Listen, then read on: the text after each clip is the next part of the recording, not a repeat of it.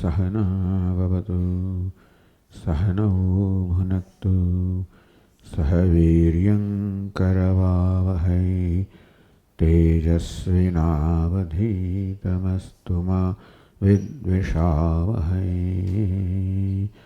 ॐ शान्ति शान्ति शान्तिः। ॐ पूर्णमदः पूर्णमिदं पूर्णात् पूर्णमुदच्यते पूर्णस्य पूर्णमादाय पूर्णमेवावशिष्यते। ॐ शान्ति शान्ति शान्तिः। श्रुतिस्मृतिपुराणानाम् आलयं करुणालयं नमामि भगवत्पादं शङ्करं लोकशङ्करं शङ्करं शङ्कराचार्यं केशवं बादरायणं सूत्रभाष्यकृतौ वन्दे भगवन्तौ पुनः पुनः। ईश्वरो गुरुरात्मेति मूर्तिभेदविभागिने व्योमवद्व्याप्तदेहाय दक्षिणामूर्तये नमः। ॐ वाङ्मे मनसि प्रतिष्ठिता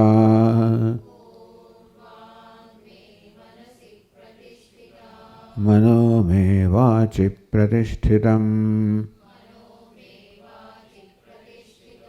आविराविर्म एधि वेदस्य म आणीस्थः श्रुतं मे मा प्रहासीः अनेनाधीतेन अहोरात्रान् सन्दधामि ऋतं वदिष्यामि सत्यं वदिष्यामि तन्मामवतु तद्भक्तारमवतु अवतु माम् अवतु भक्तारमवतु भक्तारम्।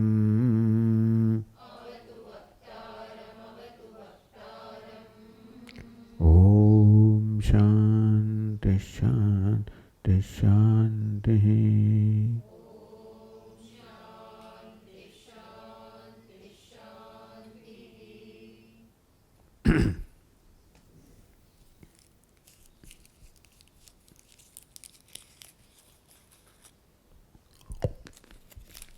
परप्रेमास्पदतया सर्वेषां यो विभात्यसौ नित्यानन्दः परात्मा स्यात् जरामरणवर्जितः।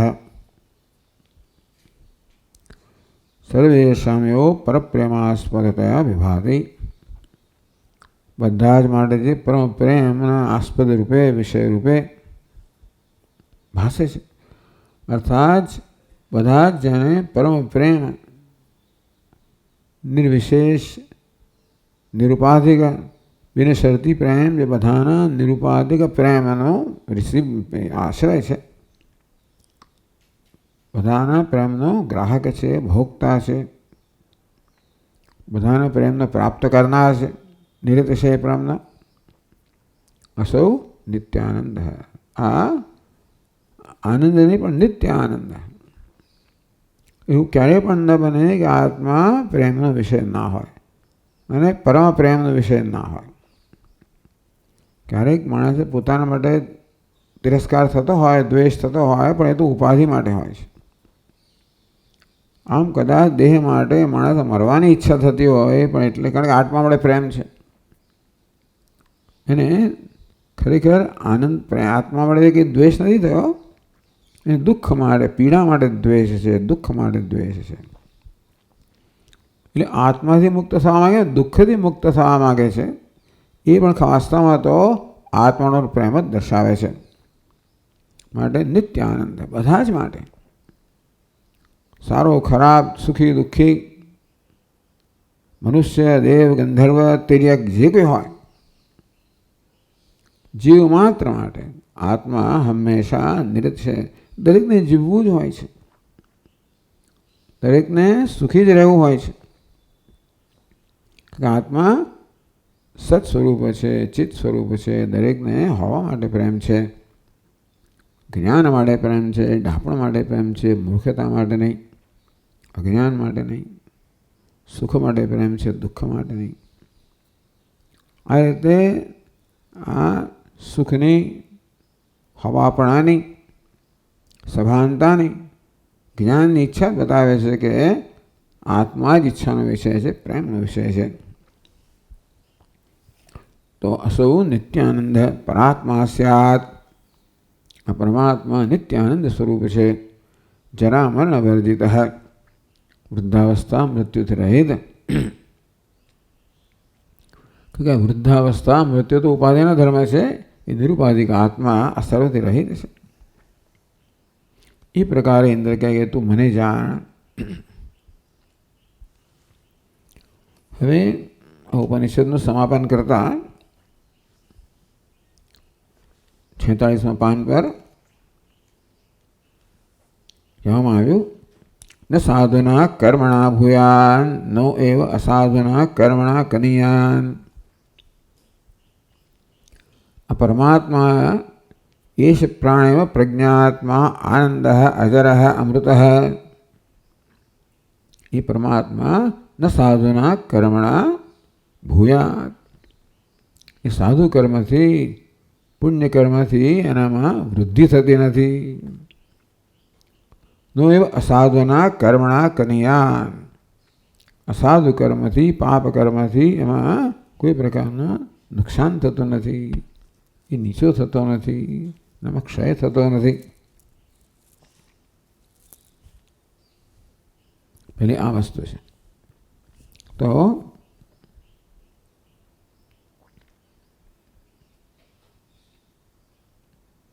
આપણે જોઈએ 90મા શ્લોકમાં તો ટીકાકાર ન સાધુના કર્મણા ભૂયાન અસાધુના કર્મણા કન્યાયથી શ્રુત્યર્થમ વિભજતે.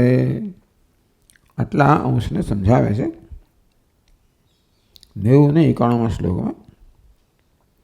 ન પુણ્યેન ભવેદ દેવઃ ન પાપેન પશુર્ભવેત ચિચ્છાયાવાન અહંકારઃ એવ સ્યાત પુણ્યપાપવાન. તદીયે પુણ્યપાપે દ્વે દેહસ્થે ચ જરામૃતે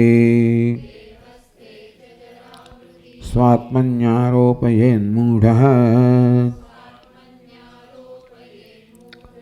તતો દેવાદિજન્મભાગ.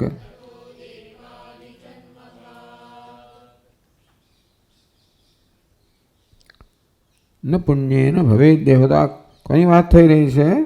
નિત્યાનંદ પરાત્મા સ્યાત જરા મરણ વર્જિત. જે પરમાત્મા છે એની વાત થઈ રહી છે. ન પુણ્યેન ભવેદ દેવ.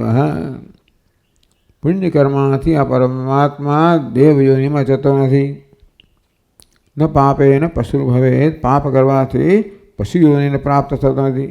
એટલે આપણે માનીએ ને પુણ્ય કર્મ કરવાથી, સત્કર્મ કરવાથી ઉર્ધ્વયોનિ પ્રાપ્ત થાય. ઉર્ધ્વમ ગચ્છતિ સત્વસ્થાઃ. પાપ કર્મ કરવાથી અધોયોનિ પ્રાપ્ત થાય. એવું કશું થતું નથી.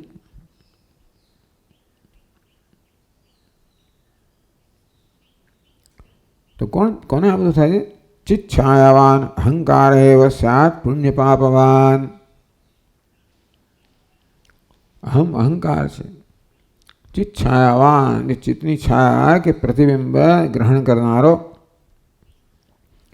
એને કારણે ચેતનતા પ્રાપ્ત કરનારો. આ જીવાત્મા કે અહંકાર સ્વયં ચેતન નથી. હવાપણું, ચેતનતા બધું ક્યાંથી આવે છે? બિંબમાંથી આવે છે. એટલે મિથ્યા છે ખરેખર તો. એટલે જે પોતાના અહમ કહે છે જીવાત્મા, પુણ્યમ પાપમ ચ અહંકાર આશ્રિતમ. પુણ્ય પાપ કોને લાગુ પડે? જે કર્મ કરતો હોય તેને. કોણ કર્મ કરે છે એમ કહેવાય? જેને કર્તૃત્વ, હું કર્મ કરું છું એ પ્રકારનો અભિમાન હોય એ કર્મ કરે છે. તો કર્મણી અકર્મય પશ્ચે, આ સર્વ કર્મ થઈ રહ્યા છે ત્યારે પણ જે અકર્મ છે એ પરમાત્માને કશી વસ્તુ સ્પર્શતી નથી. પુણ્ય પાપ અહંકાર આશ્રિતમ. જે પોતાને કર્તા માને છે, ભોગતા માને છે, એ પોતાને પુણ્યશાળી માને, પાપી માને, અર્થાત જે કર્મ થઈ રહ્યા છે એનું પરિણામ તો કર્તાને લાગે, ભોગતૃત્વ કર્તૃત્વમાં આવે.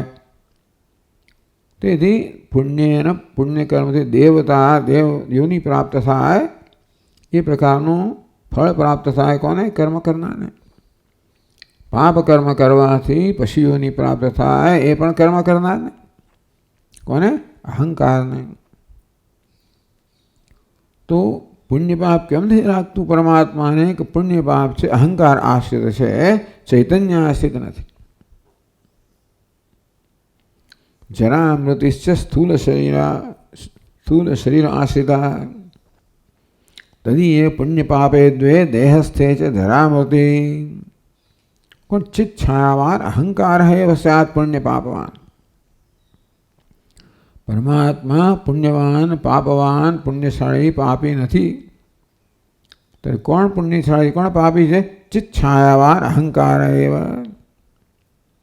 જે ચિત્ત છાયાને ગ્રહણ કરનાર અહંકાર છે, જીવ છે, એમાં અભિમાન છે, એ કરતા, ભોગતા, પ્રમાતા છે, હું કર્મ કોઈ અભિમાન ધરાવનાર છે, એ પુણ્ય પાપવાન, એ પુણ્યશાળી અને પાપી એ બને. તદીય પુણ્ય પાપે દ્વે. આમ ચિચ્છાથી ચેતનવંતો બનો. અહંકાર છે.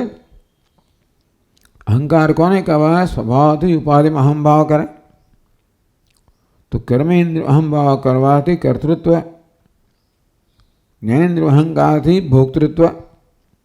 આમ કર્તૃ ભોક્તૃ ધરાવે છે અહંકાર. તદીય પુણ્ય પાપે દ્વે. એના પુણ્ય પાપ છે એ સ્વર્ગ નરકમાં જાય. દેહસ્થે જ જરા મૃત્યુ. આ જરા મૃત્યુ પણ અજર અમર અમૃત. આમ આપણે વૃદ્ધાવસ્થા દેખાય છે તો પણ આત્માને અજર કહેવામાં આવ્યો.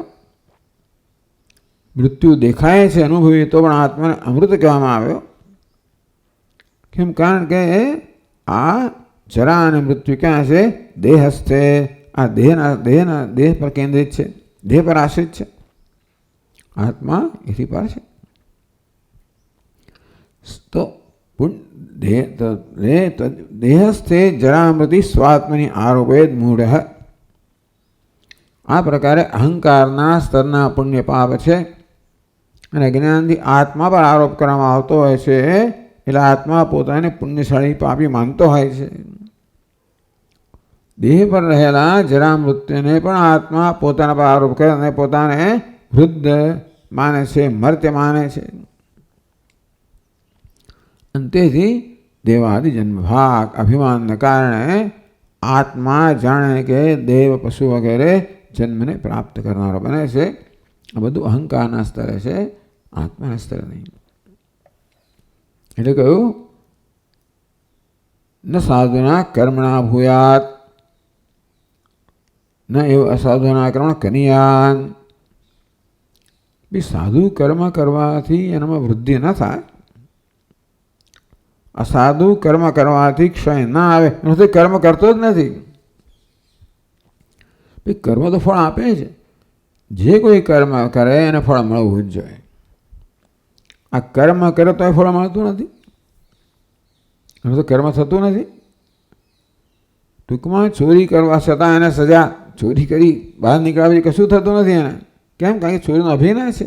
વાસ્તવમાં ચોરી કરતો જણાતો હોવા છતાં ચોરી કરતો નથી. ખલનાયકોનું ખૂન કરી નાખે છતાંય કરતો નથી. તેમ પરમાત્મા એવું લાગે પુણ્ય પાપ કર્મ થઈ રહ્યા છે, એ કરતો નથી. માટે કર્તૃત્વ નથી, ભોક્તૃત્વ નથી.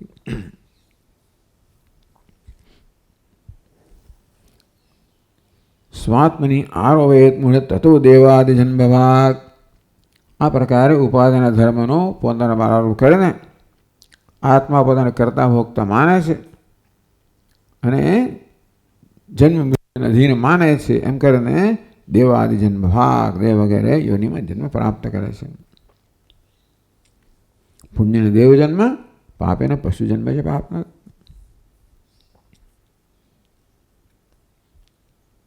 તો હું કેમ થાય છે? આત્માને કેમ બી પુણ્ય પાપ નથી લાગતા? તો કહે છે પછીના શ્લોકમાં, આરોપે બાધિતે બોધાત કર્મ સ્યાદ દગ્ધ બીજવત તતો જન્માંકુરો નાસ્તિ નિર્લેપે પરમાત્મને.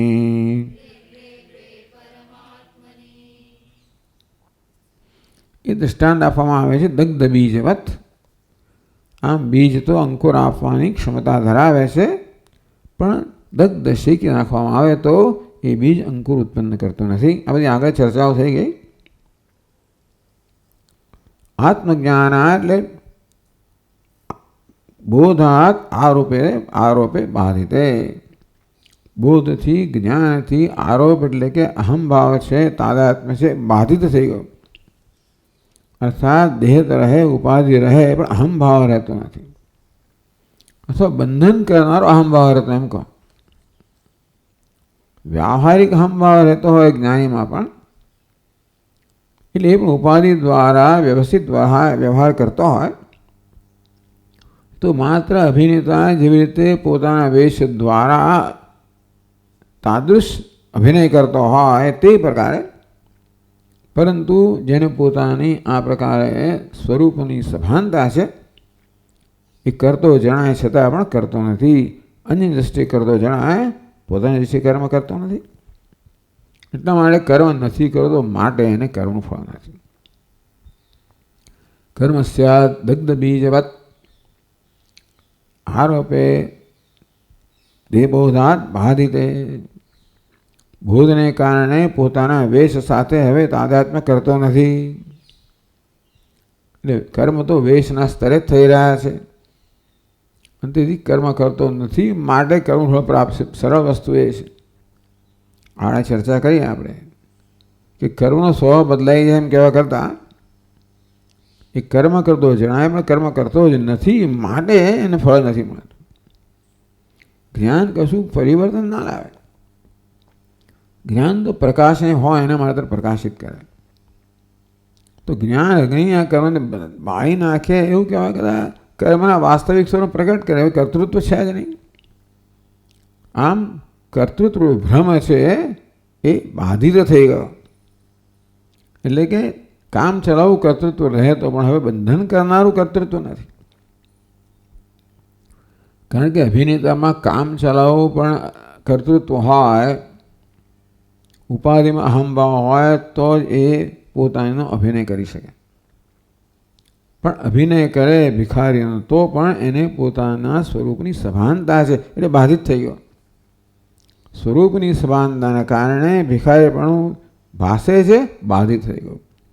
એટલા જ માટે ભિખારીના સ્તરે થતા કર્મ કોઈ રીતે અભિનેતાને સ્પર્શતા નથી. આ વસ્તુ છે. એટલે જે કર્મ કરે છે એને ફળ મળે, એટલે ભિખારીને તો બધું ફળ મળે. નાટકમાં જે થતું એને બધું ફળ મળે. સિનેમાની કે નાટકની અંદર ખલનાયક પેલા કોઈને મારી નાખે તો એને જેલમાં પૂરીને ફાંસી આપી દે. જે સ્તરે કર્મ થાય એ સ્તરે ફળ મળે. પણ જે કર્મ કરતો નથી એને ફળ ના મળે. તતો જન્માંકુરો નાસ્તિ નિર્લેપે પરમાત્મા. તે પોતાને પરમાત્મા જાણે છે. એ જાણે છે કે હું કરતો જ નથી. અને તેથી નિર્લેપ કોને કહેવાય? જેનામાં લેપ નથી, જેનામાં અહમભાવ નથી, જેનામાં કર્તૃત્વ ભોક્તૃત્વ નથી, અને માટે એનું કર્મ છે જ નહીં. માટે જે કર્મ નથી, ગત સંગસ્ય મુક્તસ્ય જ્ઞાનાવસ્ય ચેતસ યજ્ઞાયાચરત કર્મ સમગ્રમ પ્રવિલીયતે. ભગવાન કે ગત સંગસ્ય મુક્તસ્ય જે અધ્યારોપથી મુક્ત છે, જેને પોતાના સ્વરૂપનું જ્ઞાનાવસ્થિત ચેતસ, ચિત્ત જ્ઞાનમાં અવસ્થિત છે. પોતાના વાસ્તવિક સ્વરૂપના જ્ઞાનમાં હું અકર્તા છું, અકર્મ છું. અને માટે ગત સંગ કોઈ પરનો સંગ નથી, આસક્તિ નથી, અહંભાવ નથી, મુક્ત છે. યજ્ઞ આચરત કર્મ, એ કર્મનું આચરણ કરે તો પણ યજ્ઞની ભાવનાથી, અર્થાત એના બધા કર્મો યજ્ઞ જ બની જાય, સર્વ સમર્પણ થઈ જાય, એમાં કોઈ પ્રકારનો સ્વાર્થ નથી, સંપૂર્ણ નિસ્વાર્થ બની જાય. સમગ્રમ પ્રવિલીયતે, એનું કર્મ છે અગ્ર સહિત ફળ સહિત પ્રવિલીન થઈ જાય. એને માટે તો આત્મજ્ઞાનાત પૂર્વોક્તે આરોપે બાધિતે, આગળ કહ્યું તે પ્રકારે આરોપ થાય છે. શું આરોપ થાય છે? કે અનાત્મક વસ્તુ એ તે આત્મને આરોપયતી. વાસ્તવમાં પુણ્ય પાપ તો અહંકાર આશ્રિત છે, જરા મૃત્યુ દેહ આશ્રિત છે. અજ્ઞાની એનું આ પોતાનો આરોપ કરે ને પોતાને પુણ્યશાળી પાપી માને છે અને નવો દેહ વગેરે પ્રાપ્ત કરે છે. પણ પૂર્વોક્તે આરોપે બાધિતે સતી, જ્યારે પોતાના સ્વરૂપની સભાનતા છે ત્યારે હવે કોઈ જાતનો આરોપ થતો નથી, બાધિત થઈ ગયો. કદાચ બહારથી કર્મ થતું હોય પરંતુ હવે એની બંધન કરવાની શક્તિ નષ્ટ થઈ ગઈ. દગ્ધ બીજવત, દૃષ્ટાંત આપ્યું જેમ બીજને શેકવામાં આવે તો હવે અંકુર ઉત્પન્ન કરવાની શક્તિ જતી રહી. કર્મ ફલોત્પાદન શક્તિહીન ભવેત, આ કર્મ છે અને એને માટે પોતાનું ફળ ઉત્પન્ન કરવાની શક્તિ નથી રાખતું, કરતું જ નહોતું વિચારવું. કર્મ તો જે કરે એ કરે જ છે. કર્મ ફળ આપે તો એ પાછો ક્યાં મારું ફળ એમ કે ભોગતા બનતો નથી બનતો. હું કર્મ કેમ કરતા બનતો તો હું ભોગવનાર એ ભોગતા, એ બંને આરોપ પોતે જ કરતો હતો, નથી કરતો. તદ નિર્લેપે પરમાત્માની જન્મ કર્મ અંકુર સનાસ્તિ, એટલે પરમાત્મા નિર્લેપ છે, એના પર કર્તૃત્વ નથી, ભોક્તૃત્વ નથી. આ જન્મ શું બતાવે છે? કર્મફળનો ભોગ બતાવે છે, એ પણ નથી. માટે ટૂંકમાં પરમાત્મા કર્મ કરતો ભાષે તો પણ ન કરતો હોવાને કારણે જે ક્રીડાના સ્તરે, નાટકના સ્તરે, વેશના સ્તરે પુણ્ય છે, એથી પેલા અભિનેતાને લોટરી જીતે તો પેલાને કશું ના મળે, અને ધંધામાં હારી જાય તો એનું કશું નુકસાન પણ ના થાય, કારણ કે એમાં કોઈ તાદાત્મ્ય નથી, અહંભાવ નથી. શંકરે હવે શંકા કરે છે, આ તો જીવાત્માની વાત થઈ, ઈશ્વરનું શું? તો કહે છે 93મા શ્લોકમાં, કાર્યોપાધેર ભાવેપી કારણોપાધિમત્વતઃ કર્મસ્યાસ્ત્વિતિ ચેદીશઃ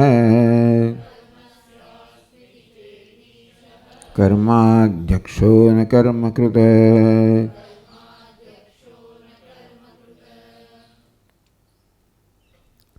કાર્યોપાધે અભાવેપી કારણોપાધિમત્વતઃ કર્મસ્ય અસ્તુ ઇતિ ચેદ. કાર્યોપાધિ કોને કહેવાય? અંતઃકરણ ઉપાધિને કાર્ય, આ વ્યક્તિગત ઉપાધિને કાર્ય ઉપાધિ કહેવાય. આ દેહ છે એ કાર્ય છે, માયા કારણ છે.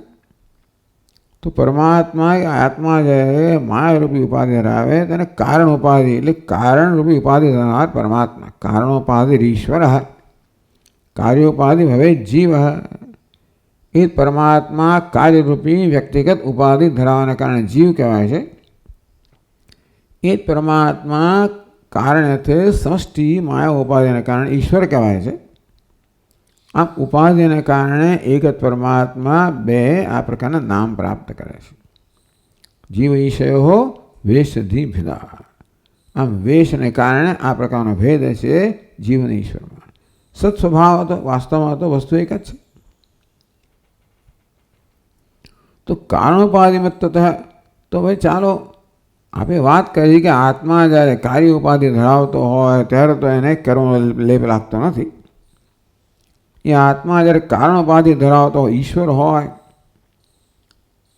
અસ્તુ ઇતિ ચેત, ત્યારે ઈશ્વર તો કર્મ કરે છે, આ બધું એને કર્મનો લેપ લાગે એવું કેમ ના બને? એટલે ભગવાન કહે ને ગીતાની અંદર કે પ્રકૃતિમ સ્વામ અધિષ્ઠાય સંભવામી, અરે પ્રકૃતિમ સ્વામ અવષ્ટભ્ય ઉત્સૃજ વિસૃજામી પુનઃ પુનઃ ભૂતગ્રામ્ય ભગવાન કે મારી પ્રકૃતિને વશમાં લઈને વારંવાર સર્જન કરવું છે અને લય કરવું છે, બધું કરવું છે. તો ભગવાનને આ બધા કર્મફળ મળે કે ના મળે? તો કહે છે ચેત અસ્તુ ઇતિ ચેત, ત્યાં સુધી શંકા છે કે ટૂંકમાં આ જીવાત્મા છે, કાર્ય ઉપાધિ છે, ઈશ્વર છે કારણ ઉપાધિ, કારણ ઉપાધિ ધરાવનાર છે. તો ચાલો કારણ ઉપાધિ ધરાવનારને કારણે ઈશ્વરને કર્મફળ લાગે કે ના લાગે? આટલું જગત સર્જે છે, આ બધું કરે છે, કેટલા સુખી દુઃખી, તો બધું ફળ મળે કે ના મળે? સમાધત્તે સમાધાન કરે છે. શું સમાધાન કરે છે? ચેત પછી શું છે? ચેત સુધી શું છે? શંકા છે. ઈશ કર્માધ્યક્ષો ને કર્મકૃત ઉત્તર આપી દીધો. નવી જાતનો ઈશ્વર ઉત્તર છે. ઈશ્વર છે ને એ કર્માધ્યક્ષ છે, કર્મકૃત નથી. અધ્યક્ષ એટલે સાક્ષી. ઈશ્વર કર્મનો સાક્ષી છે, કર્મનો કરનાર નથી. નશમામ તાની કર્માણી નિબધ્નંતિ ધનંજય ઉદાસીન વદાસીનમ અસક્તમ તેષુ કર્મસુ. ભગવાન પર ફોડ પાડ્યો ગીતામાં. આ પ્રકારે સર્જન પાલન લય વગેરે કર્મ કરતો હોય છતાં પણ આ કર્મને કોઈ રીતે બંધન કરતા નથી.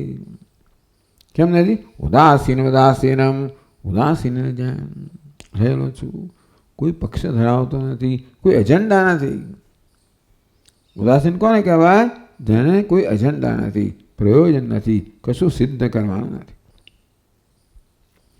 ભગવાન કે આ સર્જન પાલન લય વગેરે મહાન કર્મ કરવા છતાં મારે કશું મેળવવાનું નથી. લોકો મારી વાહ વાહ કરે, હું કેવો મહાન છું, એવું કશી એજન્ડા જ નથી. એટલા જ માટે અડધા લોકો એની પ્રશંસા કરે, અડધા લોકો નિંદા કરે. જો પ્રશંસારૂપી મારું પ્રયોજન હોત તો નિંદા મને અસર કરત. પ્રશંસારૂપી પ્રયોજન નથી તો નિંદાની પણ અસર નથી. એટલે નચમામ તાની કર્માણી નિબધ્નંતી, આ બધા કર્મ મારા પર કોઈ પ્રભાવ પાડતા નથી, અસર ઉત્પન્ન કરતા નથી. કર્મ બંધન કરવું ક્યારે કહેવાય? કર્મનું ફળ મારા પર અસર કરે ત્યારે. કર્મનું ફળ મારામાં હર્ષ શોક રૂપી આવેગો જન્મ આવે તો સમજવું કે આ કર્મ ફળે અને કર્મે અમારે બાંધ્યો. કશું નથી થતું, કારણ કે ઉદાસીન ઉદાસીનમ અસક્તમ ત્વેષુ કર્મસુ, બધા પ્રત્યે અનાસક્ત છું. એટલે ભગવાન કર્માધ્યક્ષ છે. આપણને બધા કર્મ કરનારો જણાય તો પણ સ્વયં કેવો છે? માત્ર કર્મનો સાક્ષી છે. મયા અધ્યક્ષેણ પ્રકૃતિ સુયતે સચરાચરમ. ભગવાન અધ્યક્ષ છે, સાક્ષી છું. અધ્યક્ષને સાક્ષી કર્યો, કર્માધ્યક્ષને કર્મ સાક્ષી કર્યો, બસ સાક્ષી છું. સાક્ષી પણ કહેવાય ટૂંકમાં હું તો છું, માત્ર સ્વપ્રકાશ ચૈતન્ય છું.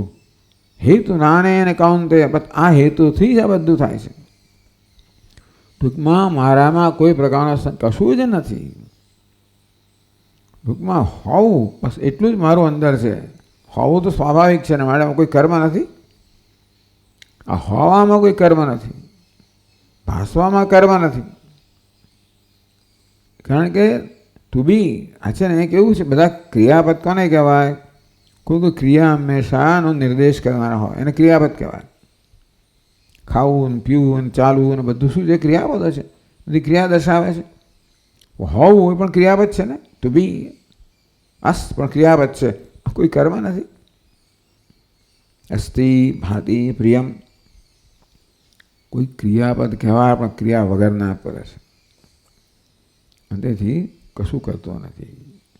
કર્માધ્યક્ષો ને કર્મકૃત, ઈશ્વર કર્મ કરનાર નથી, અધ્યક્ષ છે, એટલે સન્નિધિ સર્વકર્મ થઈ રહ્યા છે. આ સમજાવ્યા પછી હવે આગળ કહે છે, ઉપનિષદમાં કહે છે એશખ્યેવ એનમ સાધુ કર્મ કારયતિ તમ યમ એભ્ય લોકેભ્ય ઉન્નિશતે. એશેવ એનમ અસાધુ કર્મ કારયતિ તમ યમ અધો નિનિશતે. એક બાજુ કે ઈશ્વર કશું કરતો નથી, એ તો કે ઈશ્વર બધું કરાવે છે. એ છે આ પરમાત્મા. एरम साधु यम परेभ्य लोकेभ्य तो उन्निनिश्यते जेने उन्नति यम उन्निनिश्यते जे मनुष्य ने के जीवात्माનો ઉદ્ધાર ઉન્નતિ કરવા માગે છે આ પરમાત્મા જે સાધકની ઉન્નતિ કરવા માગે છે એની પાસે પુણ્યકર્મ કરાવે છે, અધોગતિ કરવા માગે છે એની પાસે પાપ કર્મ કરાવે છે.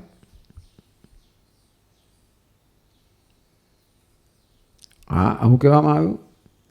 અહીં તો કહે છે પરમાત્મા કશું કરતો નથી, આ તો કહે છે બધું કરાવે છે. ટૂંકમાં પરમાત્મા કારહિતા છે, જીવ કરતા છે. જીવ કર્મ કરે છે ને પુણ્ય કર્મ એને કરાવનાર કોણ? પરમાત્મા. પાપ કર્મ કરાવનાર પ્રેરક કોણ? પરમાત્મા. તો આવું કેમ કહેવામાં આવ્યું? તો કહે છે ટીકાકાર એશ હ્યેવ સાધુ કર્મ કારયતિ તમ યમ એભ્ય લોકેભ્ય ઉન્નિનિશ્યતે. એશ એવ સાધુ કર્મ તમ યમ એભ્ય લોકેભ્ય અનુ હા અધોનિશ્યતે. હા બરાબર છે. ચાલો અહીંયા આગળ અનુનુત્સતે એવું છે. એ શ્રુત્યર્થમ વિવૃણતે. શ્રુતિના આ વાક્ય છે એનું વિવરણ કરે છે 94-95 સંયુત્તરણ શ્લોકની અંદર.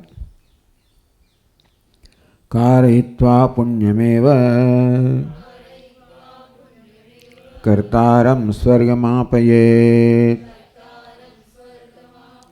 પાપમ તુ કારયિત્વા તમ નરકમ પ્રાપયેદસૌ. પહેલા ઉપનિષદમાં કહ્યું એનો જ અનુવાદ કરે છે. કારયિત્વા પુણ્યમેવ કર્તારમ સ્વર્ગમાપયેત.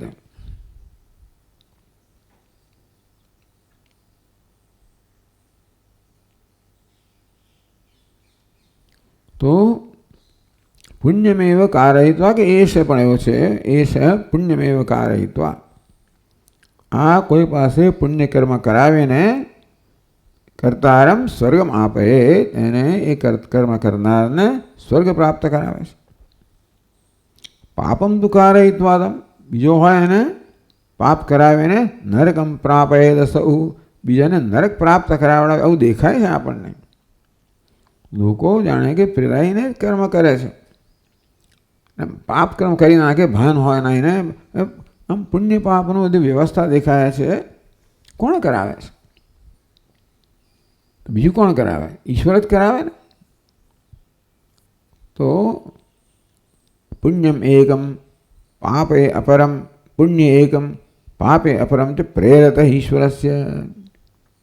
એકને પુણ્યમાં પ્રેરિત કરે છે, બીજાને પાપમાં પ્રેરિત કરે છે. આવો ઈશ્વર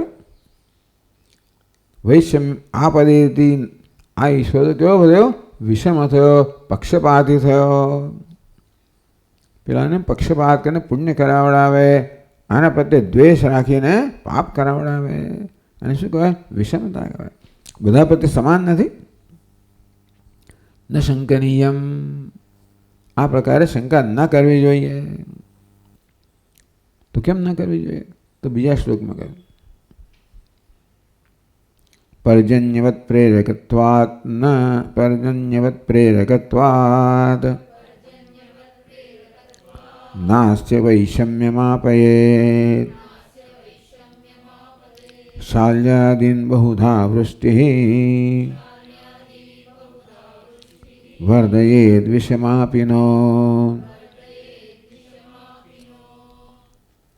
તો એ દૃષ્ટાંત આપે, પર્જન્યનું દૃષ્ટાંત આપે છે, વૃષ્ટિનું દૃષ્ટાંત આપે છે. પર્જન્યવત પ્રેરકત્વાત. તો ઈશ્વરને કેવો છે? પર્જન્યવત, વાદળ સમાન, વૃષ્ટિ સમાન, માત્ર પ્રેરકત્વાત. ન વૈષમ્યમ આપયેદ. એવું હોવાને કારણે ભાઈ કોઈ વિષમતા નથી, વરસાદમાં વિષમતા નથી. શાલ્યાદન બહુધા વૃષ્ટિ વર્ધયેત. વૃષ્ટિ જો બહુ હોય તો ડાંગર વગેરેમાં વૃદ્ધિ થાય. વિષયમાં જો વૃષ્ટિ ઓછી, તો એવું નથી કે ભાઈ આ વૃષ્ટિ, આ વરસાદ છે ને એ કોઈ શાલીમાં, ના એવું નથી. આ વરસાદ છે ને એ એ હવે બધા ખેતરો હોય, વરસાદ સરખો પડ્યો, કોઈ ખેતરનો પાક સારો થયો, કોઈમાં ઓછો સારો થયો. વરસાદનો પક્ષપાત નથી. શેમાં પક્ષપાત છે? પેલા બીજમાં પક્ષપાત છે, બીજમાં વિષમતા છે. વૃષ્ટિ સમાન જ છે, પણ એ ડાંગરનું બીજ છે કે દાણ ચોખ્ખો છે, જે એની ગુણવત્તા પ્રમાણે પાક વધતો ઓછો હોય, એમાં વરસાદની એટલે કે પર્જન્યની કોઈ પ્રકારનો પક્ષપાત નથી. એટલે પરિણામમાં પક્ષપાત દેખાય. એ પછી આપણે એનો આરોપ કરીએ કોનામાં? પ્રેરકમાં કરીએ કે આ જો આ વરસાદ જ આવો છે, જો પેલાને કેટલું પાક આપે ને મને ના આપે. પણ એમાં પર્જન્યનો કોઈ રાગ દ્વેષ નથી, પક્ષપાત નથી. કોણ નક્કી કરે છે? પેલો શાલ્યાદિન ડાંગર જે છે ને એ નક્કી કરે કે પાક કેવો થાય, કયા પ્રકારનો થાય. ચોખાના અનેક પ્રકાર હોય, કયા પ્રકારનું તમે બીજ રોપ્યું છે એના પરથી કયા પ્રકારના ચોખા થાય એ બધું નક્કી થાય ને. અને ઘણીવાર તો પછી પેલા બાયોલોજિકલી શું છે ને કે મોડિફાઈડ, જેનેટિકલી મોડિફાઈડ, જીએમ બહુ દેખાય પાક બધો, અને પેલા ના હોય. તો કયા પ્રકારનું બીજ તમે રોપ્યું છે એ પછી નક્કી થાય પાક કેવો મળે. એમાં જેવી રીતે વરસાદનો કોઈ પક્ષપાત, એવી રીતે તમારામાં કયું બીજ હશે તેવી રીતે. તો આ દ્રષ્ટાંત આપ્યું કે શાલિમ ઉદ્ગમાપાદિની ઉત્તમ અધમ ધાન્યાની વૃષ્ટિ વર્ધયતી. ઉત્તમ અધમ ધાન્યાની વૃષ્ટિ વર્ધયતી અથાપि ન વિષમાયતિ ઉચ્યતે.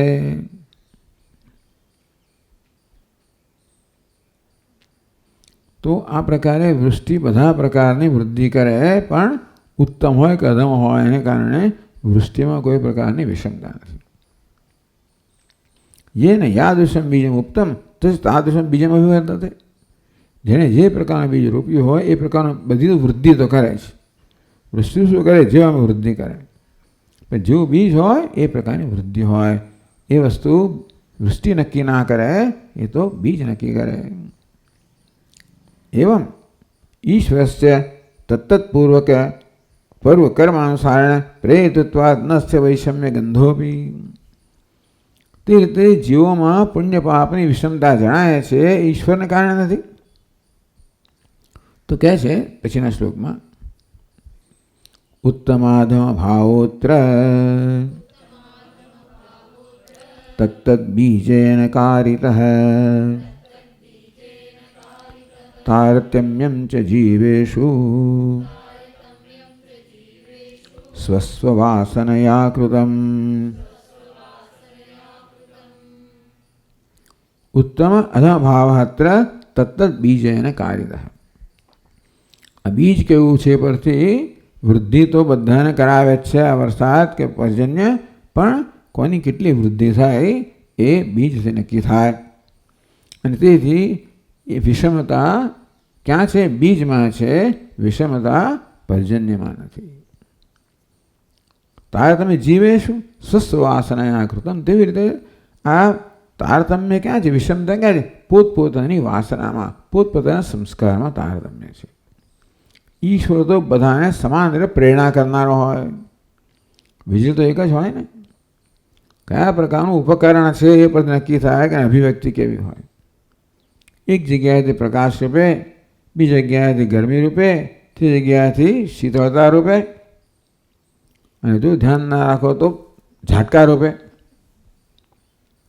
આ કેવી છે વીજળી? મેં ઝાટકો આપ્યો, પેલો અગ્નિ દાઝી ગયા. અને ભાઈ એમાં જો મને દઝાડ્યો આમ કહીએ ખરા, અગ્નિ દઝાડતો નથી, પરંતુ અગ્નિ તો જે હોય ને દઝાડે. તને દઝાડે એવું નથી. આપણે હાથ મૂક્યો ત્યાં આગળ દાઝી ગયા. એટલે અગ્નિ કેવો છે? એમાં કોઈ વિષમતા નથી. વીજળીમાં વિષમતા નથી, વરસાદમાં પર્જન્યમાં વિષમતા નથી, પરમાત્મામાં કોઈ વિષમતા નથી. વિષમતા કે તારતમ્ય ક્યાં છે? આપણા સંસ્કારોમાં. અને તેથી આ ઉપકરણ આવા સંસ્કાર છે, માટે એ જ વીજળી અહીંયા પ્રકાશ રૂપે વ્યક્ત થાય છે. પેલા બે સંસ્કાર છે માટે એ વીજળી ગરમી રૂપે અભિવ્યક્ત થાય, એમાં જુદા સંસ્કાર છે ઠંડી રૂપે અભિવ્યક્ત થાય, શ્વાસમાં ધડાધડ જેવા સંસ્કાર એ અભિવ્યક્તિ. વીજળી એકને એક જ છે. તેવી રીતે પરમાત્મા એક જ પ્રેરક છે, સાચી વાત છે. પણ એની અભિવ્યક્તિ કેવી કોણ નક્કી કરે? આ એના સંસ્કાર કહેવાય છે. એ પરથી કર્મની અભિવ્યક્તિ નક્કી થાય. એટલે આપણે સંસ્કાર બહુ મહત્વના બની ગયા દરેક સંસ્કૃતિમાં, અને આપણી સંસ્કૃતિમાં વિશેષ કરીને એટલે બધા સંસ્કાર આપવામાં આવે છે. જાત કર્મથી મળીને સંસ્કાર, પુંસવનથી મળીને પુંસવન કહો, ગર્ભાધાન કહો, પુંસવન કહો, જાત કર્મ, ત્યાંથી સંસ્કાર આપવામાં આવે. ઉપનયન સંસ્કાર વગેરે કેટલા બધા સંસ્કારો છે, જેથી એ પ્રકારની આમાં સંસ્કારનો અર્થ એ પ્રકારની છાપ પડે.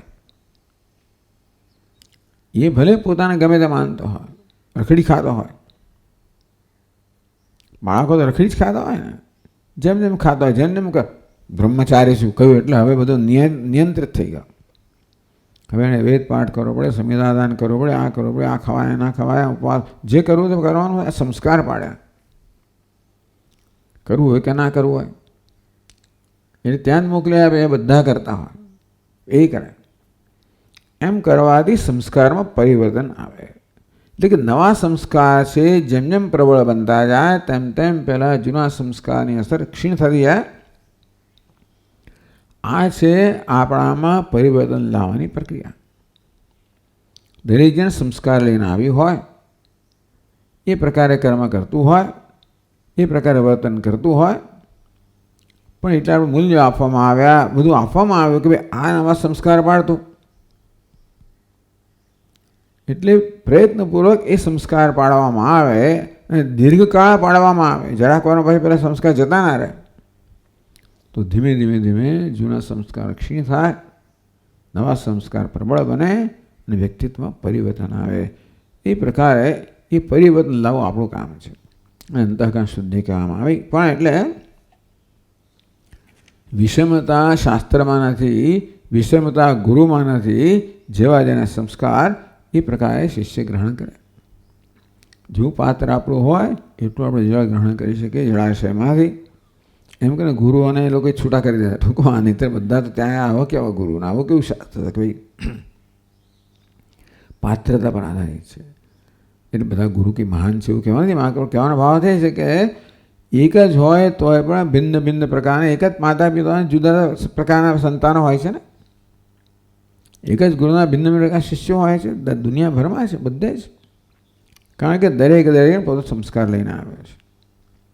માતા પિતા કહો, ગુરુ કહો, જે બધા કેવા છે પહેલાં માળી સમાન છે. એટલે એ બધાનું પોષણ કરવું, રક્ષણ કરવું, વર્ધન કરવાની બધી જવાબદારી લે. પણ છેવટે છોડ કેવો હશે એ નક્કી કોણ કરે? એ બીજના સંસ્કાર નક્કી કરે કે એનું ફળ ખાટું હશે કે તુરું હશે કે પછી મીઠું હશે. આ પ્રકારે આ સમજાવ્યું કે ભાઈ એવું લાગે કે ઈશ્વર પ્રેરણા કરી રહ્યો છે, વાસ્તવમાં ઈશ્વર માત્ર પ્રેરણા કરે છે, કરાવી નથી રહ્યો. કરનાર તો પેલા સંસ્કાર આપણને પ્રેરણા આપીને કર્મ કરાવે છે. ઈશ્વરમાં કોઈ વિષમતા નથી. હવે છેલ્લે કહે છે એશ લોકપાલ, હા એશ લોકપાલ, એશ લોકાધિપતિ, એશ સર્વેશ્વર સર્વેશ્વર. તો એનું વર્ણન કરવામાં આવ્યું છે ઉપસંહારમાં અંતમાં કે આ પરમાત્મા કેવો છે? લોકપાલ, બધા લોકોનું પાલન કરનાર છે. લોકાધિપતિ, લોકોનો પતિ છે એટલે બધાનું નિયંત્રણ કરનાર છે. એ છે સર્વેશ, બધાનું શાસન કરનાર છે. સમય આત્મા યદિ વિદ્યાત, સમય આત્મા યદિ વિદ્યાત. ચાલો તો પહેલાં આપણે આ જોઈએ. એશ લોકપાલ, એશ લોકાધિપતિ, એશ સર્વેશ. તો ટીકાકાર છે આખું સમય આત્મા યદિ વિદ્યાત યદિ શ્રુત્ય સમાહ. તો ટીકાકાર કહે છે કે પછીનો જે આખો અંશ રહ્યો હવે ગ્રંથકાર આ છેલ્લા શ્લોકમાં સમજાવે છે. તો 97માં શ્લોકમાં કહે છે માતૃવત પાલયે લોકમ શિક્ષયેત પિતૃવત પ્રભુઃ સ્વામી સ્યાદ રાજવત્સોયમ મમાત્યેત્યવગમ્યતા. પ્રભુ કેવો છે? લોકપાલ, એ લોકોનું પાલન કરનાર છે. લોક અધિપતિ, પતિ છે એટલે કે પતિને એ પણ પાલન કરનાર છે, જોડે શાસન કરનાર છે, શિક્ષા આપનાર છે. અને સર્વેશ તો કે નિયંત્રણ કરનાર છે અથવા તો શાસન કરનાર છે. ચલો, અધિપતિ નિયંત્રણ કરનાર છે, સર્વેશ શાસન કરનાર છે. આ જ આત્મા જેને અજર અમૃત કહેવામાં આવ્યો, એ કેવો છે? લોકોનું પાલન કરનાર છે, લોકોનું શિક્ષણ કરનાર છે, નિયંત્રણ કરનાર છે, લોકોનું તો કે અધિપતિ અથવા સર્વેશ શાસન કરનાર છે. એ સમજાવે છે. માતૃવત પાલયેત લોકમ. આ ભગવાન બધું જ કરે છે. પાલન માટે દૃષ્ટાંત આપ્યું. માતૃવત પાલયેત લોકમ. માતા પાલન કરે, માતા પુષ્ટિ પોષણ આપે. પાન ગમે તેવું હોય, ગમે તેવું બાળક હોય, માતા તો હંમેશા એનું ધ્યાન જ રાખે, પુષ્ટિ કરે, પ્રેમ કરે, ખવડાવે, પીવડાવે, બધું કરે જેવું હોય તેવું. ટૂંકમાં માતાનું આ પ્રકારનું જે વર્તન છે બદલાતો નથી એ પ્રકારની. એટલે પાલન કરનારને અહીંયા માટે માતા દૃષ્ટાંત આપવામાં આવ્યું. પિતા આ પરમાત્મા માતા જેવો છે, બધાને જન્મ આપે છે. તમે જુઓ કે બધાને માટેની વ્યવસ્થા કરેલી છે. જન્મેથી મરે ત્યાં સુધી જીવાત્માને જે કંઈ આવશ્યકતા એ બધી વ્યવસ્થા કરવામાં આવી છે. કેટલી એટલે ટૂંકમાં આપણે આ જોઈએ સૃષ્ટિમાં કેટલી કાળજી છે. માતા કાળજી લેનારી હોય, એની જરૂરિયાતો પૂરી કરનારી હોય, એ પ્રકારે પાલન કરનારી હોય. એમ જે કે અસંખ્ય જીવો છે આ જગતની અંદર, એ બધાની જે જરૂરિયાત હોય એ બધાને પૂરી કરવાની કાળજી રાખવામાં આવે છે આ સૃષ્ટિમાં. એ દ્રશ્ય કહેવાય કે પરમાત્મા કેવો છે? માતા સમાન છે, પાલન કરનાર છે, કાળજી કરનાર છે. શિક્ષેત પિતૃવત પ્રભુ, શિક્ષેત પિતૃવત પ્રભુ. આ પ્રભુ જે છે એ પિતાને જ્યાં શિક્ષણ આપનાર છે, એટલે શિક્ષા એ કરે. શિક્ષણ આપવું બંને રીતે છે. શિષ્ય કોને કહેવાય? Discipline is called disciple. Disciple કોને કહેવાય? Can be disciplined. એટલે તો શિક્ષણ આપી શકાય. શિક્ષણ બોધ આપવો, ટૂંકમાં ઉછેરવું, સંસ્કાર આપવા, બોધ આપવો એ પિતાનું કામ છે. એ કરવા માટે એણે બંને કરવું પડે. શિક્ષા એટલે શિક્ષા પણ આપવી પડે, તો જ પછી બાળક સુધરે. બગડતો હોય તો સુધરે. શિક્ષણ આપવું પડે, અર્થાત નવું નવું શીખવાડવું પડે. તો પિતા બધું શીખવાડે ખરો, અને જોડે જોડે એને યોગ્ય માર્ગ પર ચાલતો રાખે. એને સજા કરવા ખાતર સજા નહીં, પણ સજા કદાચ કરે તો શેના માટે કરે? જેથી બાળકનું હિત થતું હોય. માતા બહુ ના કરે. આ તો એવું કંઈ નિયમ નથી. ઘરમાં એકાદ જણું હોય છે, ઘણીવાર મા આવી હોય ને ઘણીવાર બાપ એવો હોય. ક્યારેક બાપ બધું હોલતી હોય, ચલતી હોય કરે. એ બહુ ગમે બાળકને. અને મા હોય જરા કડક હોય, જરા ઓછી ગમે. કે પણ ટૂંકમાં બાપ માનું કામ કરતો હોય, જે હોય તે. એક એવું હોવું જોઈએ ને, બંને સરખા હોય તો ત્રાસી જઈએ આપણે. બાળકને બહુ ખરાબ હાલત થાય. બંને આખો દાડો બગાડનારા જ હોય તો બગડી જ જાય. અને બંને આખો દાડો સુધારનારા તો બિચારો બહુ વંચિત રહી જાય. એક બગાડનારું હોય, બીજું સુધારનારું હોય. તું આમ કેમ કરે છે, મેં આમ કર્યું ને પછી એવું ચાલે અંદર અંદર. કે પેલી આ પાપ કરે ને પેલો કે નથી ખાવાનું, અને પણ મમ્મી પાસે જાય. મમ્મી કહે તો પપ્પા પાસે જાય. આ બધા બહુ બુદ્ધિશાળી હોય ને બાળકો. કેમ એક્સપ્લોઇટ કરવા એવું જાણતા હોય. પણ સામાન્ય પિતાનું કામ છે, પિતા શિક્ષક છે. જરૂર પડે શિક્ષા પણ કરે, પણ સામાન્ય શિક્ષણ આપે. એટલે પિતા એટલા માટે ભગવાને શાસ્ત્રની રચના કરી. એ શાસ્ત્ર દ્વારા એટલે શાસનાત શાસ્ત્રમ, શાસન કરીને પણ શાસ્ત્ર કહેવાય વિધિ નિષેધ દ્વારા. અને જોડે જોડે શાસનાત શિક્ષણ આપવા દ્વારા પણ શાસ્ત્રમ કહેવામાં આવ્યું. તો શાસ્ત્ર બંને વસ્તુ કરનારી હોય. તો આ પ્રકારે શાસ્ત્ર તમારું નિયંત્રણમાં કરે, વિધિ નિષેધ દ્વારા જોડે જોડે તમને શિક્ષણ પણ આપે. તો પિતા આવો હોય, ભગવાન આવો પણ છે. પછી કેવો છે પાછો? સર્વેશ સ્વામી સ્યાત રાજવત્સોયમ.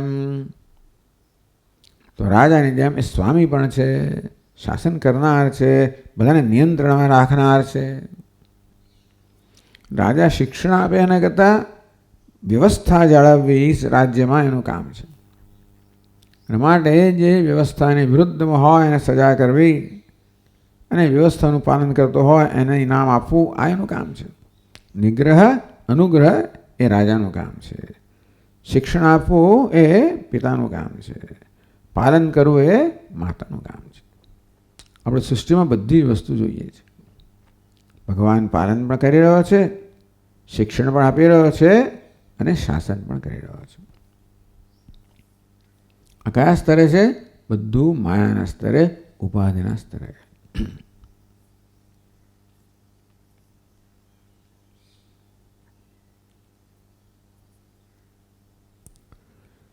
સોયમ મમ આત્મા ઇતિ અવગમ્યતા. ઇન્દ્ર કહે છે આ જે છે ને, જે પિતા છે, માતા છે, એ લોકપાલ છે, લોકાધિપતિ છે, સર્વેશ્વર છે, એ મારો આત્મા છે. ઇતિ અવગમ્યતા, એ મારો આત્મા, એ મારું સ્વરૂપ છે. નनु માયારૂપ ઉપાધિ ઈશ્વર અસ્તિ નવા અસ્તિ નવા. ભાઈ આપ મને કહો, આપ કહો છો કે મને લોકપાલ જાણો, લોકાધિપતિ જાણો, સર્વેશ જાણો, એ તો બધું માયાના સ્તરે થયું ને. તો માયા ઉપાધિ ઈશ્વર અસ્તિ નવા. આપનામાં મારું ઉપાધિ છે કે નહીં? આદ્ય કથમ શુદ્ધાત્મત્વમ. જો ઉપાધિ હોય તો આપણે શુદ્ધ કેમ કહેવા? ઉપાધિ અશુદ્ધિ છે. અને માયા ઉપાધિ ન હોય તો કથમ લોકપાલયત્વાદિકમ. આપનામાં મારી ઉપાધિ છે કે ઉપાધિ હોય તો આપ શુદ્ધ છો, ન હોય તો પછી આપ કેવી રીતે લોકપાલ અને લોકે અને સર્વેશ વગેરે કેમ કહેવાય? અધિપતિ કેવી રીતે કહેવાય? એ શંકા આ પ્રકારની, કારણ કે એવું કે નહીં મારો આત્મા છે, એ શંકામ સમાધાન. આ પ્રકારની શંકાનું સમાધાન કરનાર ગ્રંથકાર કહે છે સ્વીયો માયોપાધિ. તો કહે છે પછીના શ્લોકમાં માયોપાદૌ સ્થિતે તસ્ય મિથ્યાત્વં બુધ્યતે તતઃ સંસારી જીવવન્નેષઃ સ્વાનંદૈકરસોહ્યમ.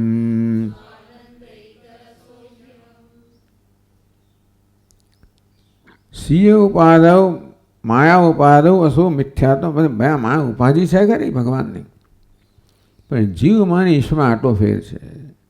જીવમાં અવિદ્યાની ઉપાધિ છે, અજ્ઞાન છે, માટે એ જાણતો નથી પોતાનો સ્વરૂપ, તેથી ઉપાધિનો આરોપ કરે પોતાના જાણે છે. ઈશ્વર માયા ઉપાધિ છે, વિશુદ્ધ સત્વ છે, ત્યાં જ્ઞાન છે, અને તેથી એ જાણે છે કે ઉપાધિ છે, અર્થાત પોતાના સ્વરૂપમાં નિષ્ઠ છે. આટલો ફેર છે. આ જીવ છે માયાથી નિયંત્રિત છે, ઈશ્વર છે એ માયાનો સ્વામી છે. તેથી માયોપાદૌ સ્થિતે તસ્ય મિથ્યાત્વમ બુદ્ધતે. ભગવાન ભલે માયારૂપ ઉપાધિ ધરાવનાર, પરંતુ એનું મિથ્યાત્વ જાણે છે, અર્થાત પોતાના સ્વરૂપ જ્ઞાનમાં નિષ્ઠ છે. તથા સંસારી જીવન તે ઈશ જીવત સંસારી ન. એટલા માટે ઉપાધિ બંનેની છે.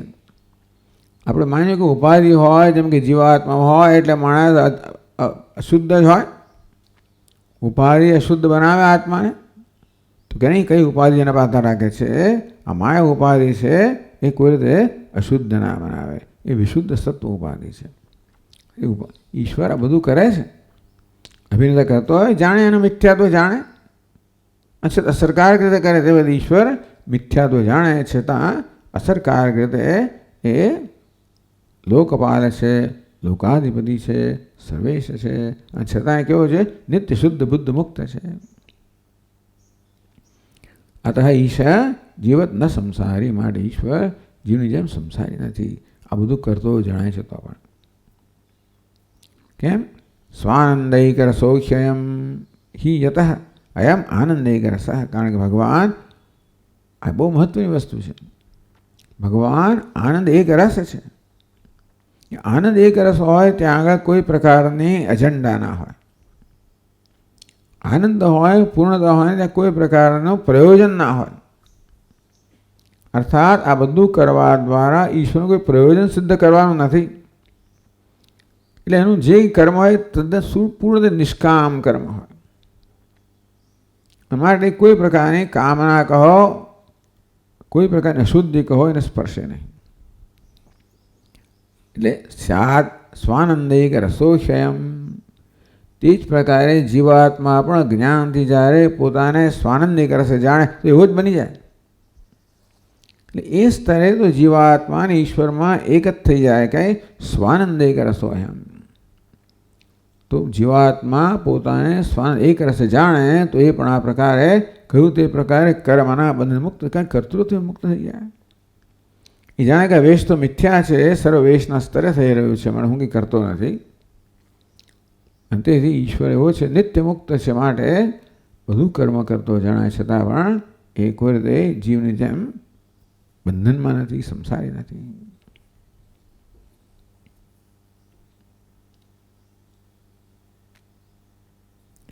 ઈશ્વર સ્વદૃષ્ટ્યા અખંડૈક રસાનંદ મુક્ત સંસારી જેવ દૃષ્ટ સર્વેશયથી. એ બંને વસ્તુ છે ઈશ્વરમાં.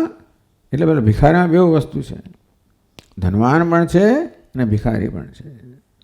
તો પ્રેક્ષકોની દ્રષ્ટિએ ભિખારી છે, પોતાની દ્રષ્ટિએ ધનવાન છે. ઈશ્વર પણ આ પ્રકારે જીવોની દ્રષ્ટિએ લોકપાલ છે, લોકાધિપતિ છે, સર્વેશ્વર છે. પોતાની દ્રષ્ટિએ નિત્ય શુદ્ધ બુદ્ધ મુક્ત છે. બે દ્રષ્ટિ છે. એ પ્રકારે વર્ણન કરવામાં આવ્યું. તો કહે છે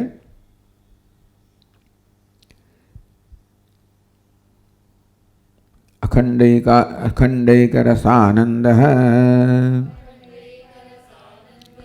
મુક્તોયમ સ્વાત્મદૃષ્ટિતઃ સંસારી દુષ્ટયા સર્વેશ સંસારી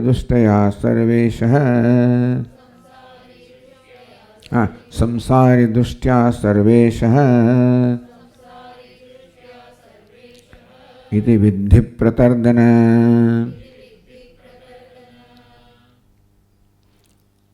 તો ઈશ્વર સ્વદૃષ્ટ્યા અખંડૈકાર રસાનંદ મુક્ત. અખંડ એક રસાનંદ મુક્ત અયમ સ્વાત્મ દૃષ્ટિ. ઈશ્વર પોતાના સ્વરૂપથી સમાન છે. માયારૂપી વેશ હોવા છતાં ક્યારેય પોતાનું સ્વરૂપ ભૂલે ને જ્ઞાન સ્વરૂપ છે ને. કે વ્યક્તિની જેમ વાત કરી છે, આપણે પણ જ્ઞાન સ્વરૂપ છે. અંતેથી આ બધું કર્મ કરતો જણાય છતાં પણ મુક્ત, નિત્ય મુક્ત છે. અખંડ એક આનંદ રસ છે, નિત્ય મુક્ત છે પોતાની દૃષ્ટિથી. ત્યારે સંસારી દૃષ્ટિયા, બીજાની દૃષ્ટિએ, જીવોની દૃષ્ટિએ કેવો છે? એશ લોકપાલ, એશ લોકાધિપતિ, એશ સર્વેશ. આ વર્ણન કરવામાં આવ્યું ઈશ્વરનું. કોના દૃષ્ટિએ? તો કે સંસારી દૃષ્ટિયા, અન્યની દૃષ્ટિએ, અજ્ઞાની દૃષ્ટિએ. જ્ઞાની પુરુષ જાણે કે ઈશ્વર એવો નથી. જ્ઞાની પુરુષ જાણે કે ઈશ્વરનું લોકપાલત્વમ, સર્વેશ્વરત્વમ, લોકાધિપતિત્વ મિથ્યા જ છે. એ જ્ઞાની જાણે.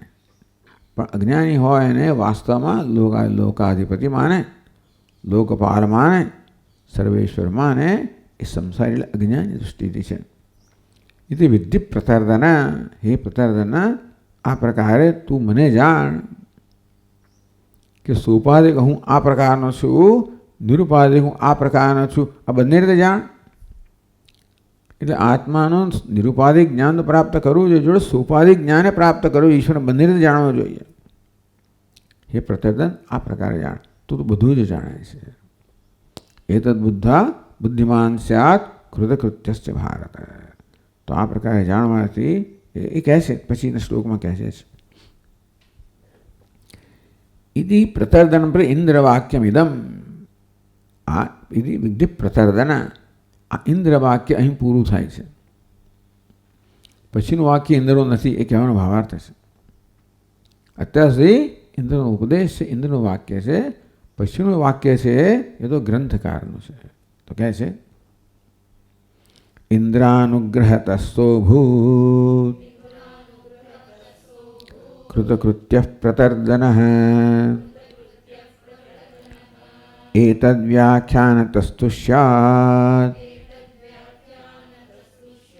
વિદ્યાતીર્થમહેશ્વરઃ.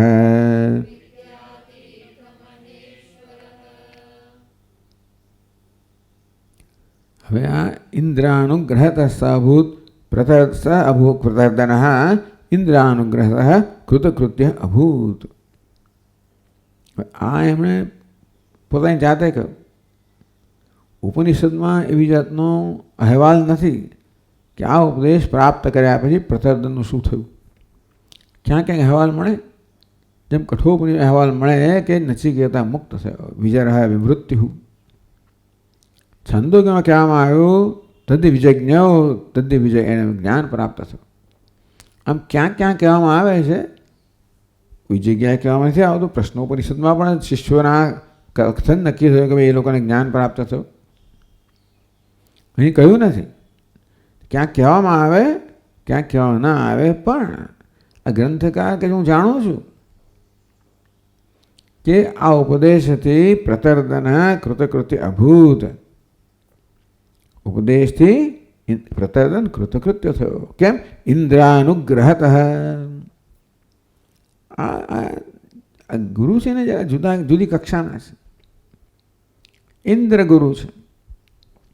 ગુરુ તો છે જ, એટલે ગુરુના બધા ગુણો તો છે જ. જો ઇન્દ્ર છે, ઇન્દ્ર છે એટલે કહેવાય સર્વજ્ઞ છે, સર્વશક્તિમાન છે, તે લોકાધિપતિ છે અને તેથી અનુગ્રહ કરવા શક્તિમાન છે. આ તો બધા ગુરુ અનુગ્રહ કરતા, આપણે તો જે શક્તિની વાત જુદી છે. અનુગ્રહને કારણે શિષ્યની બુદ્ધિમાં પરિવર્તન વગેરે લાવવા જુદી વાત છે ઉપદેશથી. પણ ઉપદેશ વગરમાં પરિવર્તન લાવવું એ પ્રકારની શક્તિ પણ ગુરુ ધરાવતા હોય છે.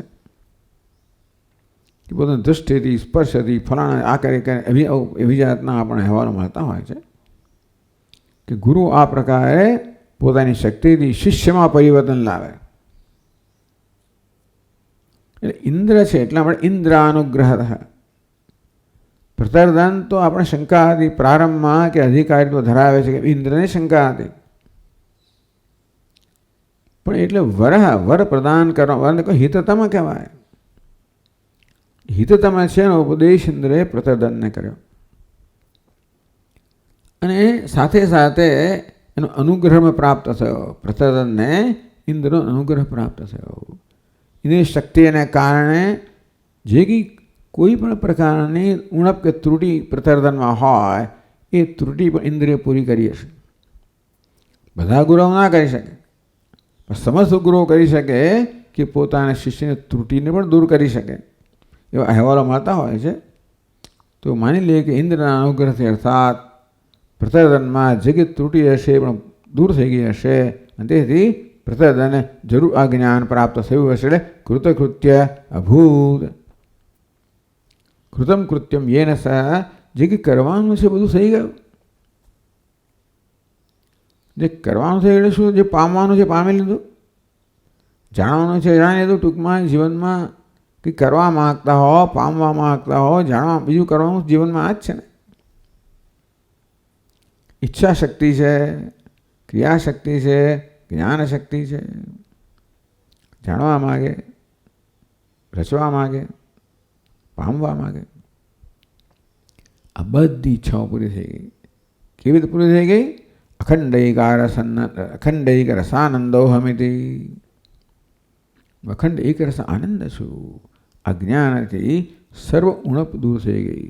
કશું કરવાનું બાકી ના રહ્યું, કે મેળવવાનું બાકી ના રહ્યું, કંઈ જાણવાનું બાકી ના રહ્યું.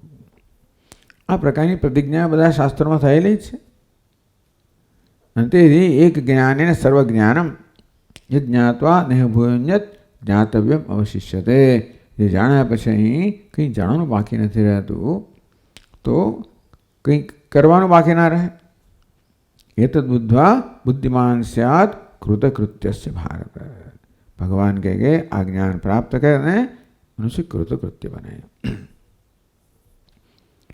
આ પ્રકારે પોતાનું એતદ વ્યાખ્યાનતઃ તુષ્યાદ વિદ્યા તીર્થ મહેશ્વર. ગ્રંથકાર અત્યંત નમ્રતાથી કહે છે કે મેં વ્યાખ્યાન કર્યું મારી બુદ્ધિ પ્રમાણે. જોનાર છે ખરા, કોણ જોનાર છે? વિદ્યા તીર્થ મહેશ્વર, ગુરુજીનું નામ છે.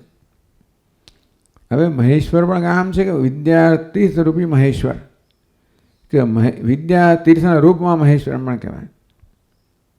વિદ્યા તીર્થ તો ગુરુ છે, પ્રત્યક્ષ. એ કોણ છે? મહેશ્વર છે, સાક્ષાત ઈશ્વર છે, શિવજી છે. એવી શિષ્યને શ્રદ્ધા છે. તો આ પ્રકારે વિદ્યા તીર્થના રૂપમાં મહેશ્વર અમારા ગુરુજી, જે મને ખબર છે કે આ વસ્તુ જોઈ રહ્યા છે,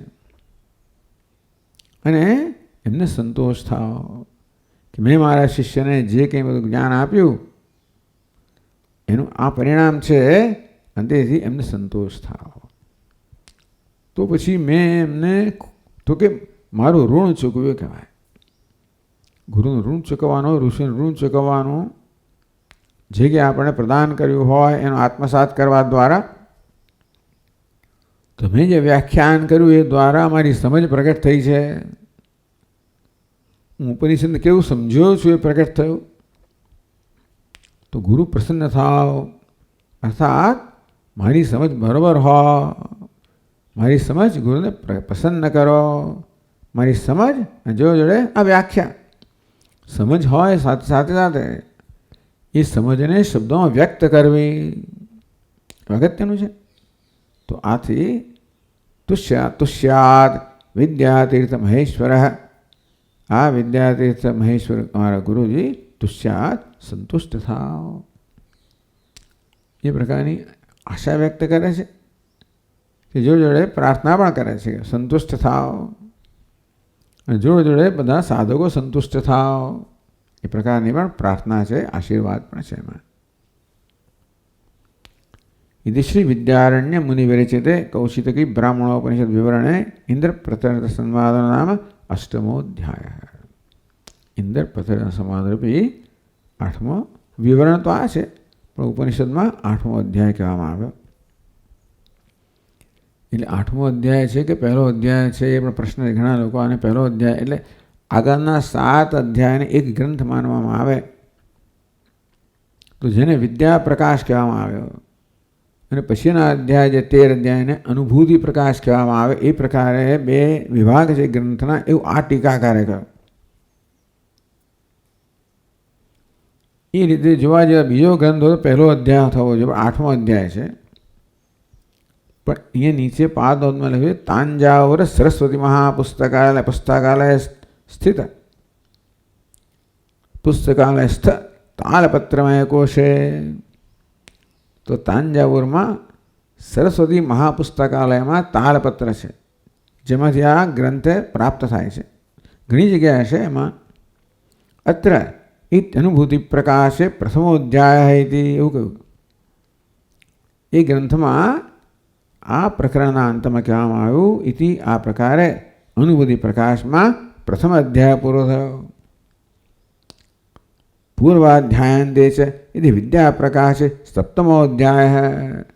આગળ અધ્યાયના અંતની અંદર એવું કહેવામાં પ્રશ્નોપનિષદ પછી ઇતિ વિદ્યા પ્રકાશમાં, વિદ્યા પ્રકાશ ગ્રંથમાં 7મો અધ્યાય સમાપ્ત થયો.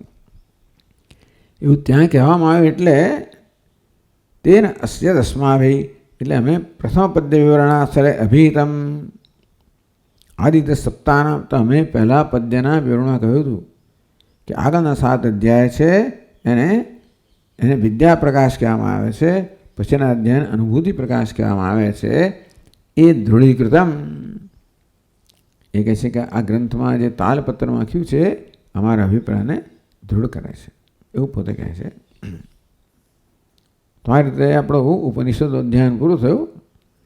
એક વર્ગ આપણે રાખ્યો છે, રહ્યો છે. ચાલો, એમાં આપણે આ ઉપનિષદ જે બ્રહ્મસૂત્રમાં અમે તો ચર્ચા આપણે એક ક્લાસમાં થાય નહીં, છતાં પણ બધાને ભાષ્ય વગેરે મોકલી આપ્યું છે.